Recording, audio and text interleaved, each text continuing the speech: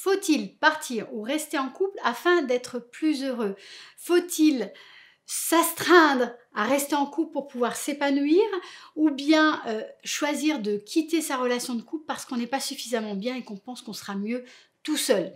Bonjour, je suis Myriam Bidot, je suis coach et thérapeute de couple et je vais vous donner quelques clés aujourd'hui pour pouvoir répondre à cette question de l'épanouissement personnel. D'abord, c'est une question éminemment personnelle, le fait de savoir s'il faut rester ou partir de sa relation, et il y a tout un processus et je vous invite vraiment à regarder certaines autres vidéos dans lesquelles j'ai traité cette question du fait de choisir si on veut faire durer sa relation de couple ou si on veut l'arrêter. Ce qu'il faut comprendre, c'est que de façon générale, au niveau des statistiques, nous sommes des êtres de lien et qu'on sait sur le plan statistique que on vit mieux et plus longtemps quand on est en couple. On a une meilleure santé, on a une meilleure santé mentale, on a une meilleure santé physique quand on est dans un couple qui fonctionne bien. Et ça, on le sait, en général, la qualité de vie, mais aussi la durée de vie est améliorée par le fait de vivre à deux. Ce qui se passe, c'est qu'il y a beaucoup de personnes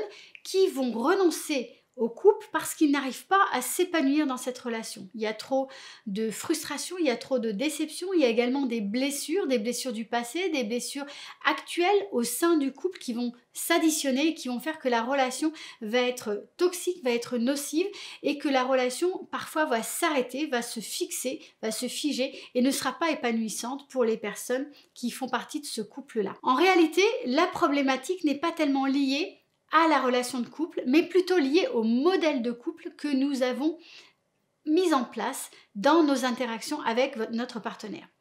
Soit on est dans une relation de couple basée sur la réponse aux besoins, c'est-à-dire qu'en fait, on est dans quelque chose de conditionnel. Il faut que tu fasses en sorte de répondre à mes besoins pour que je sois satisfait. Je te demande de changer telle ou telle chose pour que moi, je sois satisfait ou satisfaite dans la relation. Dans ce modèle relationnel, on va utiliser différentes stratégies pour pouvoir répondre à nos besoins, mais par l'intermédiaire de notre partenaire. On va être par exemple dans la manipulation, dans la culpabilisation, on va être dans le fait de faire des compromis, on va être dans le fait de bouder, on va être dans la compétition ou dans on va dire la comparaison entre nos personnes. On va utiliser toutes sortes de stratégies, punir l'autre, lui faire honte à des degrés plus ou moins importants et plus ou moins toxiques pour pouvoir obtenir ce que l'on veut à travers l'autre dans la relation. C'est-à-dire qu'on va chercher à satisfaire nos propres besoins par rapport à des demandes qu'on va faire à notre partenaire. Or, ce schéma-là, cette façon d'être en lien et d'être en relation ne fonctionne pas. C'est un modèle qui est obsolète, qui est pourtant le modèle actuel des relations de couple, mais le problème n'est pas les couples, le problème n'est pas la relation, c'est ce modèle basé sur la réponse aux besoins qui ne fonctionne pas et qui est devenu obsolète. Maintenant, la bonne nouvelle que j'ai pour vous, c'est qu'il y a une autre façon d'être en relation. Ça s'appelle la co-construction. C'est la capacité à être véritablement en lien avec une personne qui n'est pas nous et à co-construire une relation qui nous correspond à l'un et à l'autre au fil du temps, au fur et à mesure, dans un présent qui est constamment renouvelé. Quelles sont les choses que l'on met en place, les compétences que l'on développe pour co-construire une relation?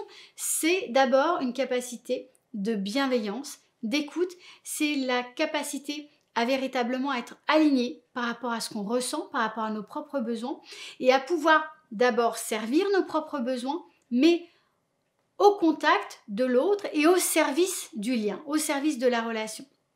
C'est un esprit collaboratif, c'est la capacité à se respecter véritablement, à s'ouvrir à l'autre, tout en respectant ses propres limites. C'est tout un champ de compétences qu'on va être à même de développer à partir du moment où on va arrêter de se juger soi-même et où on va arrêter de juger la relation et le partenaire.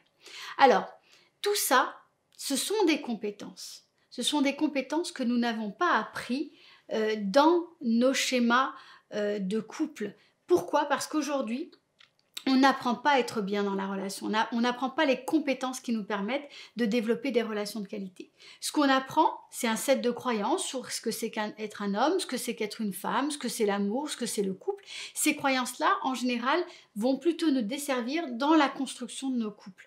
On hérite aussi de toutes sortes de schémas parentaux, de toutes sortes de modèles de couple, mais qui sont souvent assez dysfonctionnels. On n'apprend pas à être bien dans nos relations. Et donc, ce qu'il faut comprendre, c'est que ces compétences, elles peuvent être apprises. Il suffit simplement de chercher l'information au bon endroit et très souvent de se faire accompagner pour éviter de perdre trop de temps, de s'user dans des relations de couple qui sont dysfonctionnelles parce qu'en fait, on ne sait pas comment faire. Donc si vous voulez aller plus loin, je vous invite à cliquer sous la vidéo. J'ai un workbook sur la communication en couple qui va vous permettre d'aller plus loin. Et puis également, je peux également vous accompagner si vous le souhaitez. Vous avez le lien sous cette vidéo pour me contacter et prendre rendez-vous pour une séance de coaching parce que souvent, il suffit de quelques séances pour pouvoir débloquer certaines situations, mais surtout apprendre de nouvelles compétences. Je vous dis à très bientôt pour une prochaine vidéo. Si vous avez aimé cette vidéo, mettez un petit pouce bleu juste sous la vidéo, commentez-la et puis n'oubliez pas de vous abonner à cette chaîne pour pouvoir recevoir mes nouvelles vidéos de façon hebdomadaire. Je vous dis à très bientôt pour une prochaine vidéo.